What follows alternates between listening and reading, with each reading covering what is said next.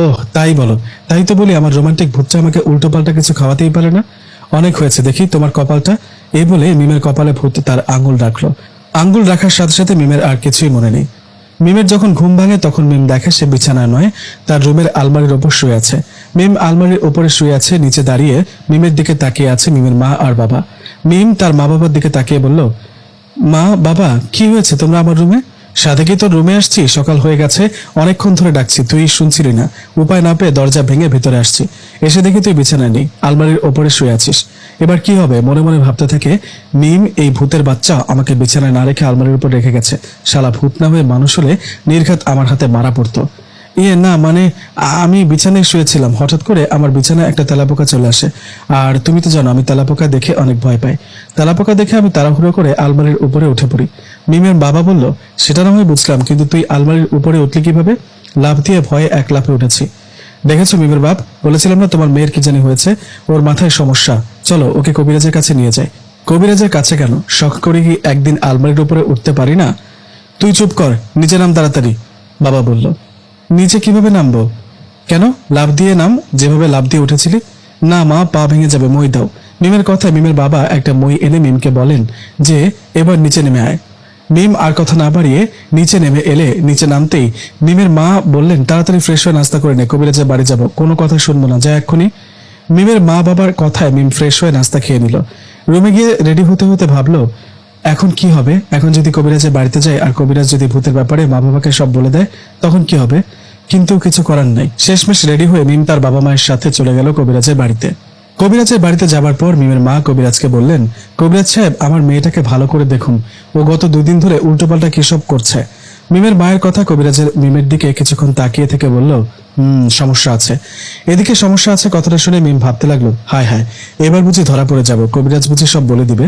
ঠিক তখনই কবিরাজ বলে উঠলো, সমস্যা আছে, আপনাদের মেয়ে মনে হয় স্বপ্নে একটু একটু ভয় পায়, তাই এসব করে। চিন্তা করবেন না, আমি একটা তাবিজ দিচ্ছি, এটা ওর বাম হাতে বেঁধে দিবেন, আস্তে আস্তে ঠিক হয়ে যাবে। আর বেশি সমস্যা হলে আমাকে ডাকবেন, আমি আপনাদের বাড়িতে যাব। কবিরাজের কথা শুনে একটা তাবিজ নিয়ে মিম ও তার বাবা মা বাড়িতে চলে আসলেন। বাড়িতে এসে মিমের মা মিমের হাতে তাবিজটা বেঁধে দিলেন। মিম হাতে তাবিজটা পড়তে চায়নি, তবুও পড়তে হলো। যাই হোক, সে রাতের ঘটনা। রাতের খাবার শেষে মিম অপেক্ষা করতে থাকে ভূত আসবে কিনা, কিন্তু তার হাতে তো তাবিজ বাঁধা। মিম তবুও অপেক্ষা করতে থাকে। বেশ কিছুক্ষণ পর মিমকে অবাক করে দিয়ে ভূত চলে আসে মিমের রুমে। ভূতকে দেখে মিম অবাক হয়ে বলে, আরে ভূত, তুমি কিভাবে আসলা? কেন, রোজ রোজ যেভাবে আসে সেভাবে? কিন্তু আমার হাতে তো তাবিজ বাঁধা, জানো না? মা বাবা আমাকে জোর করে কবিরাজের বাড়ি নিয়ে গেছে। ভাগ্য ভালো কবিরাজ কিছু বুঝতে পারেনি। তা বুঝবে কি করে, কারণ কবিরাজটা তো আমি ছিলাম। মানে মানে আমি কবিরাজ রূপ নিয়ে সেখানে ছিলাম, তোমরা আসল কবিরাজের কাছে পৌঁছাতে পারোনি। আমি কবিরাজ সেজে তোমাকে এমনি এমনি তাবিজ দিয়েছি। আরে বাহ, এই না হলে আমার রোমান্টিক ভূত। শালা, তুমি তো মানুষের চেয়েও রোমান্টিক বেশি। এতদিন কই ছিলে? আরো আগে কেন দেখা দাওনি? আরে আরো আগে দেখা হলে তো তোমার জ্বালা সহ্য করতে না পেরে পাগল হয়ে গাছের ডালে ঝুলে থাকতাম। আমি এতটা জ্বালাই না। নাও, তোমার জন্য মাংস রেখে দিয়েছি, খাও। দাও দাও। বাহ, খুবই দারুণ খেতে, খুব মজা। কিসের মাংস? কিসের আবার? ব্যাঙের। ওহ, খুব টেস্ট, খুব টেস্ট। কথাটা শুনে মিম মনে মনে বলে উঠল, ভূতের বাচ্চা ব্যাঙ চেনে না মনে হয়, তাই এরকম করে খাচ্ছে। খাওয়ার শেষ। সত্যি কি ব্যাঙের মাংস এগুলো? আরে না, মুরগির। তোমাকে এমনি বললাম। আচ্ছা সেটা যাই হোক, তোমাকে একটা কথা বলবো ভাবছি। কি কথা বলো? আমার সত্যি একটা বয়ফ্রেন্ড আছে। তুমি আমার জীবনে আসার আগে থেকে আমরা দুজন দুজনকে ভালোবাসি, তাই না? আমাকে বোকা বানানোর ধান্দা করছো আবারও, তাই না? না, এটা সত্যি। কে সে? কি করে? কিছু করে না, গল্প লেখে। নাম কি ওর? ওর নাম নিশাত। ও আচ্ছা, দেখে আসি তোমার ভালোবাসার মানুষটাকে। না, যাবে না, তুমি নিশাতের কাছে যাবে না, আর কোনো ভয়ও দেখাবে না। কিন্তু মিমের কথা না শুনে ভূত চলে গেল নিশাতের কাছে। নিশাত তো আমি গল্পের মধ্যে ঢুকে গেলাম। মিম, ভূত ও আমি এই 3 জনকে নিয়ে এই মজার গল্পটা পড়তে থাকুন, বুঝবেন। যাই হোক, মিমের কাছ থেকে ভূত চলে আসলো আমার কাছে। রাত 12টা কি 1টা হবে। সে রাতে আমি ঘুমিয়েছিলাম, হঠাৎ কে যেন আমাকে ডাকছে, এই যে ওঠো, আর কত ঘুমাবে? কথাটা শুনে ঘুমের ধান্দায় আমি বললাম, বাবা ডাকছো কেন? আরেকটু ঘুমাতে দাও প্লিজ। আমার কথা শুনে সে বলে উঠলো, আমি তোর বাবা না রে, চোখটা খুলে দেখ একবার। কথাটা শুনে চোখ খুলে তাকাতেই এক লাফে বিছানা থেকে উঠে দাঁড়ালাম। কে আপনি? কে বলুন? আমার কথা জবাবে উনি বললেন, আমি ভূত। ভূত মানে? ভূত মানে ভূত?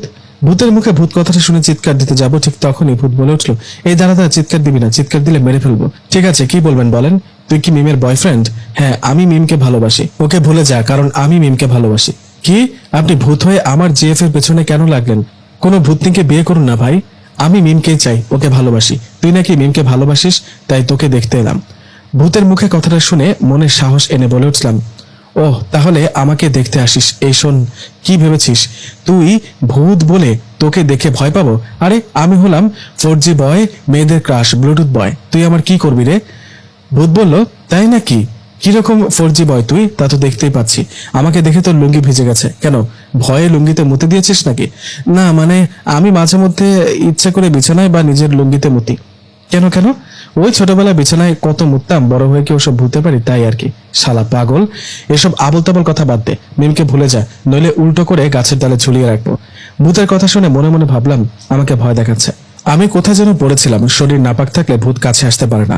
আমার শরীরে তো প্রস্রাব লেগে আছে, ও এখন আমার কাছে আসতে পারবে না, যাই বলি না কেন।